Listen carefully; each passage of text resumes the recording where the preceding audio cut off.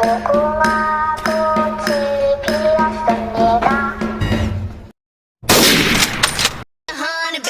the stars say sign for it, I'ma leave my autograph. Dollar bills, watch it falling for me. I love the way that feels. Dollar bills, keep on falling for me. I love the way it feels. I came here to drop. Good day everyone, so before we start, I'd like to introduce myself first. I'm Christina Migo, your first reporter for today. And right at this moment, me and my groupmates will going to present and discuss to all of you what is computer-related perjury fraud and or identity theft. So let's start from computer-related perjury. It involves impersonations of legitimate individuals, authorities, agencies, and other identities online for fraudulent purposes. Cybercriminals can impersonate people from legitimate organizations and agencies in order to trick them into revealing personal information and providing the offenders with money, goods, and or services. Sabi dito, ang computer-related perjury, ito yung klase ng krimen kung saan na yung mga cybercriminals ay nagkukunwari or gumagaya sila ng mga individual, most especially yung mga mahalagang tao, para makapangloko, or in the common word is para makapang-scam. Kalimitan nagpapanggap sila ng miyembro ng isang agency or member ng legitimate organization. Magbibigay sila ng mga false informations at kukumbisihin mabuti ang kanilang target para makuha ang personal infos ng victim, or much worse is hanggang sa maglabas ito ng malaking halaga. Next is computer-related fraud. Includes many online swindles like involve false or misleading promises of love and companionship, catfishing, property, truth, inheritance scam, and money and wealth through lottery scams, investment fraud, inheritance scam, etc. So, parang katulad lang din ito nung nauna kong pinaliwanag. By the way, ang kalimitan pa lang nabibiktima nito ay mga private individuals na naghahanap ng work at nag-online selling. Siyempre, pati na rin yung mga malalaking businesses. Ito naman ang paraan nito para makapangloko, kukunin nila yung buong tiwala ng kanilang target. At kapag alam nilang pinagkakatiwalaan na sila ng buo nito, sasamantalihin nila ang pagkakataon yun para unti-unting makulimbat or makuha ang ari-arian ng biktima. Kasama na rin ang pera nito.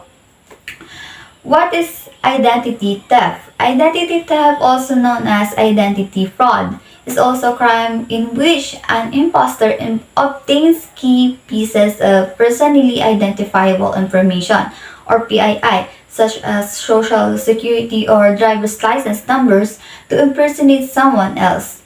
Yung mga PII naman ang kinukuha nito, like license numbers. Basta kahit anong data na pwede nilang magamit pang scam. There are two types of identity theft. The first one is the true name identity theft.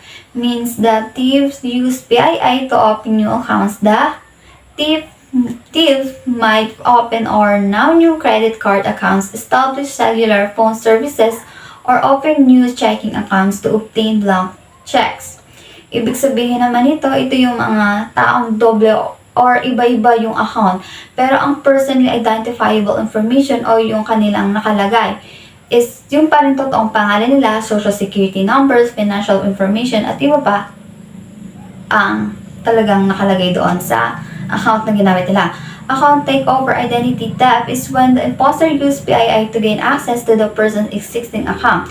Typically, the thief will charge the mailing address on our account, run up a bill before the victim realizes there is a problem. Ang main example nito is hacking. Kapag nakapasok na sila or nakapag-access na ang mga cybercriminals sa account, agad nila itong papalitan ng password. Marami nakaka-experience nito, lalong-lalo na yung mga Foodpanda, Shopee at iba pang apps na ginagamitan ng billing method through online. So, yun lang po, and thank you sa pakikinig.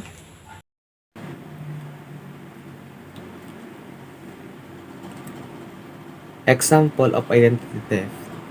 Number 1. Financial identity theft. This is the most common type of identity theft. financial identity theft is a criminal activity that involves accessing someone's personal information for fraudulent final gain. Halimbawa na lang nito is yung nagnakaw ng credit card information para sa purchase without your knowledge. Number 2, medical identity theft. This is where the thief steals information such as health insurance member numbers to receive medical services.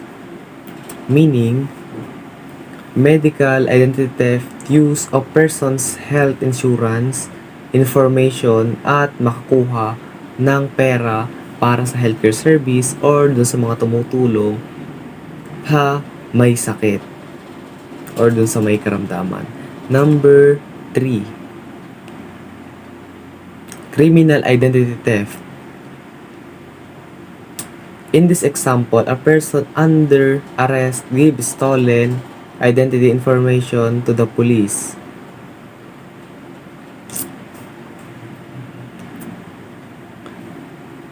Example, dito naman pwede kang gumamit ng ibang pangalan at impormasyon para matakasan yung mga ginawa mo. The result in criminal record being created in that person's name you use. So, doon gagamitin yung ginamit mong pangalan pala ay yun yung mapalalagyan ng kaso. Kung anong ginamit mong pangalan, siya ang malalagyan ng kaso, tapos makakatakas ka. Number 4, child identity theft. In this exploit, a child's social security number is misused to apply for government benefits and open bank accounts or other services. Criminals often seek the information of children because the damage may go unnoticed for a long time. Example po,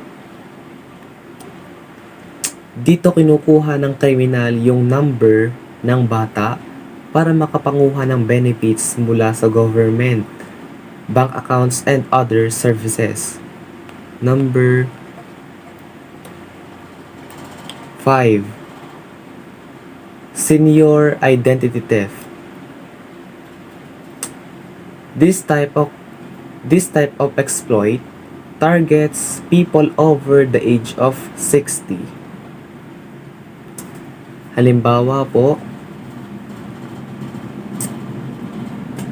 dito naman yung kinukuha ng criminal yung senior citizen's ID or card or identity para makakuha ng information mula sa kanyang biktima, para makakuha ng government insurance.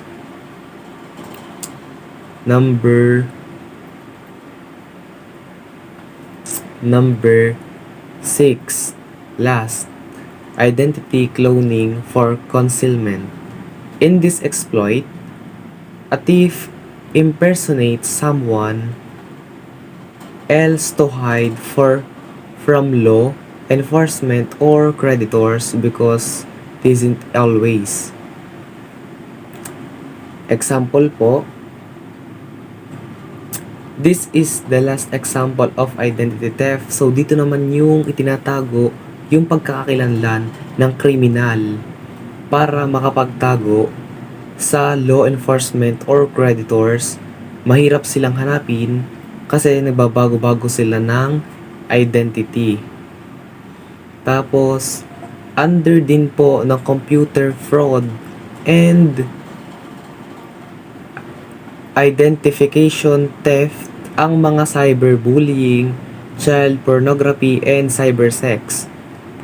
Maari kasing gumamit ng ibang identity kapag may gusto kang ibully or awayin sa social media, gumagawa ng another account sa mga social media platforms para magpakalat ng chismis or masamang balita sa isang tao or organisasyon.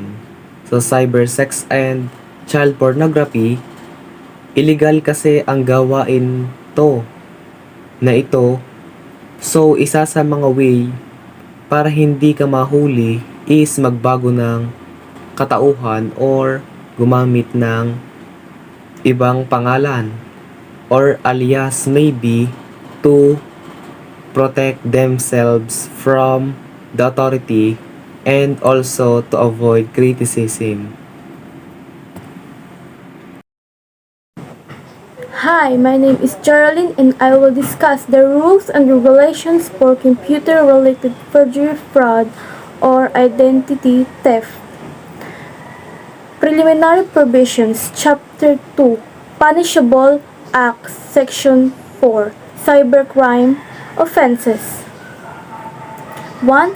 Computer-related forgery, the input, alteration, or deletion ng kahit anong computer data without right ay magresulta ng authentic data with the intent that it considered or acted upon for legal purposes, as if it were authentic, regard whether or not ang data ay direkta, readable at intelligible, or the act of knowingly gamit ang computer data which is the product of computer-related forgery as defined here in for the purposes of perpetuating a fraudulent or dishonest design.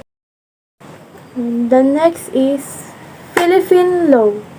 Republic Act Number 175 defining cybercrime, providing for prevention, investigation, suppression, and the imposition of penalties, therefore, and for other purposes. The Cybercrime Prevention Act of 2012 ay official na na-record as RA 10175 ay batas sa Pilipinas na aprobahan noong September 12, 2012. Thereby, there is a prior affirmation consent from recipient or the criminal intent of the communication is for service and administrative announcement from the sender to existing user, subscriber, or customer. The following conditions are present. The commercial electronic communications and contains a simple, valid, and readable way for the recipient to reject receipt of further commercial electronic message from the same sources.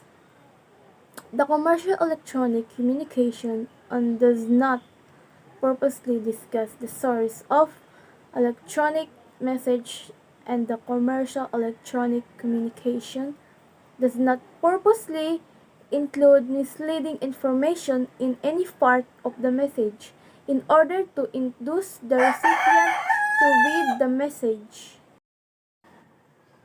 And papasok naman tayo sa computer-related fraud, the unauthorized input, alteration, or deletion of computer data or programming or interface in the functioning of a computer system na nagkakos ng damage, thereby with fraudulent intent.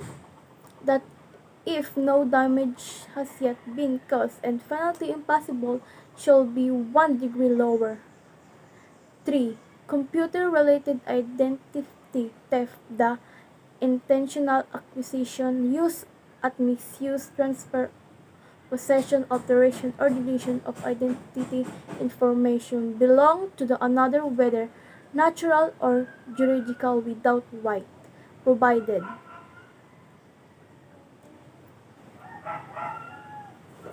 Content-related offenses. 1. Cybersex, with willful engagement, maintenance, control, or operation, directly or indirect, of any lascivious exhibition of sexual organs or sexual activity with the aid of a computer system for favor or consideration. 2. Child pornography, the unlawful or prohibited act defined and punishable by Republic Act Number 9775 or the Anti-Child Pornography Act of 2019, committed through a computer system, provided that the penalty to be imposed should be 1 degree higher than that provided for in Republic Act Number 993. 3. unsociated commercial communication, the transmission of commercial electronic communication with the use of computer system which seek the advertise, sell of offer, selling products, services, or prohibited unless and if you want guys read the articles links are included here. And when it comes to penalties, RA 10175, the penalties and persons found guilty of computer-related identity theft with prison measure 6 years and 1 day to 12 years or fine at least 200,000 pesos up to a maximum amount commission rate to the damage incurred or both. So that's all. Good day, I'm Kayla Madefalcan and I will tackle about how hackers operate and how we can protect ourselves from it.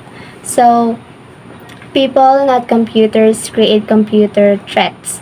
Computer predators victimize others for their own gain. Give a predator access to the internet and to your PC or personal computer, and the threat they pose to your security increases exponentially. So yan, dito nagaganap yung pandaraya or yung pag-hack sa mga email and internet or yung other payment cards na meron tayo. And then, itong mga to is under din ng cybercrime. Ang mga hackers ng computer ay hindi authorized na pumasok sa mga computer system para lang magnakaw, magbago or magwasak ng mga informations. Kadalasan nangyayari ito sa pamamagitan ng pag-install ng mga dangerous malware nang hindi natin namamalayan. So, ang kanilang technique is yung technical knowledge nila is tumutulong sa kanila na maka-access ng informations about sa atin, mga personal infos natin. And dagdag ko lang, ang isang felony conviction para sa computer or internet fraud ay maaaring magresulta sa multa ng hanggang $250,000 o isang suspensya na hanggang 20 taon or 20 years sa bilangguan. Ang pandaraya sa wire or pandaraya sa mga mail, pagsasabuatan or pagnanakaw ng pagkakakilanlan, and other white-collar crime ay sinisingil minsan kasama ang computer nila or yung mga computer nila na ginagamit para manghack. And yon, meron akong 6 ways to recommend you to protect yourselves from hackers. So number 1 is don't access personal or financial data with public Wi-Fi. So yan, ang biggest threat ng Wi-Fi or yung free Wi-Fi security is kayang iposisyon ng hacker ang sarili nila between you and the connection. So instead na you're talking with the hotspot, you're sending your informations dun sa hacker. Yung mga hacker is pwede din gumamit ng isang hindi secured na Wi-Fi para ma-distribute yung malware. So if you allowing file sharing sa isang network, mas madali sa mga hacker na ma-hack or ma-infect yung software ng computer nyo. Some ingenious hackers is kaya nilang i-manage yung connection point mismo na magiging cause na may magpa-pop up dun sa window nyo, dun sa computer. During the connection process, offering ng upgrade to a piece of popular software. Number 2, turn off anything you don't need. So, ayan, dyan naman is yung maaaring ma-access ng mga hackers yung location or connection nyo by exploiting ng certain aspects ng inyong phone. So, sa halip na iwan nating nakabukas yung mga GPS ng phone natin or yung mga wireless connection, mas okay na gamitin na lang natin yung mga yun kapag kailangan para iwas na din na ma-hack yung ating accounts or yung mga informations na meron tayo sa phone natin. Number 3, choose your apps wisely. So, dito naman is mag-download na lang tayo ng mga apps mula sa trustworthy sources na merong good reputation. And make sure na regular mong na-update yung software mo and yung mga apps mo sa phone or computer mo, and alisin na yung mga lumang apps na hindi na ginagamit. Number 4, use a password, lock code, or encryption. So, dito naman, bakit nga ba mahalaga itong bagay na to? So, kasi ang paulit-ulit na paggamit ng parehong password or yung mga weak password, yung madaling mahulaan, is maaaring maging vulnerable sa mga hackers. So, if a hacker crack your password, of course, maaari sila makakuha ng access sa mga social accounts natin, mga media accounts, bank accounts, emails, at iba pang mga sensitive accounts na meron tayo. Kung may makakuha man ng access sa mga informations mo, you could become the victim of identity thief. Therefore, mas okay na yung mag-create tayo ng strong password and gumawa din tayo ng iba't ibang password for your respective accounts. Kasi, yun nga, di ba, kapag pare-parehas ng password sa lahat ng accounts, maaaring maapektuhan lahat. Pero, if iba-iba yung password na nilagay mo dun sa mga accounts mo, possible na, halimbawa, na-hack yung isang account mo dito, yun lang yung maapektuhan, hindi yung iba mong accounts. Number 5, be skeptical about links and attachments. So, ayun, of course, maging wise tayo lagi sa paggamit ng mga sources. If hindi tayo familiar, skip na lang natin para iwas virus na din, and huwag tayong gagamit ng mga links or kahit yung mga pagbubukas ng mga attachments. Diba kapag nagsisearch tayo sa Google, pag may sinesearch tayo, tas minsan may nagpa-pop up doon, diba? So, yun. Number 6, trace or erase. So, yun, mahalaga pa din na secured yung mga data mo para if ever man naman ako or mawala yung phone mo, hindi siya ganon kabilis na ma-access or ma-hack. So, and yun, palitan na din natin agad yung password if ever man na nawala yung phone mo. Palitan na din natin yung mga password natin sa iba't ibang accounts para makaiwas na din tayo sa hacking. What are things that a hacker can do to me? So, ano ba yung mga bagay na kayang gawin sa atin ng mga hackers? So, while your computer is linked to the internet, spyware installed by a hacker silently communicates your personal and financial information without your awareness or agreement. Predators or yung mga hackers who track someone while they're online can be dangerous. When consenting to meet an internet friend or acquaintance in person, exercising utmost caution is always the safest way to stay safe. Alternatively, a computer predator could prey on the personal information you accidentally divulged. So, ayan, ito yung mga bagay na kayang gawin sa atin ng mga hackers, like ito, yan.